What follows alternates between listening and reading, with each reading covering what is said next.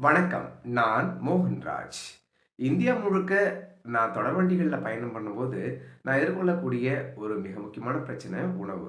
அதாவது நமக்கு தரமான உணவு கிடைக்குமா? அதே நேரத்தில அது குறைவான விலைக்கு கிடைக்குமா? அப்படிங்கிறது ஒரு சவாலான விஷயமா இருக்கும். அது நான் மட்டும் இல்ல, யார் யாரெல்லாம் தொடர்வண்டியில பயணம் பண்றீங்களோ, நீங்க எல்லாரும் எதிர்கொள்ளக்கூடிய ஒரு பிரச்சனையா தான் இருக்கும். இதற்கு சமீபத்தில எனக்கு ஒரு தீர்வு கிடைச்சது.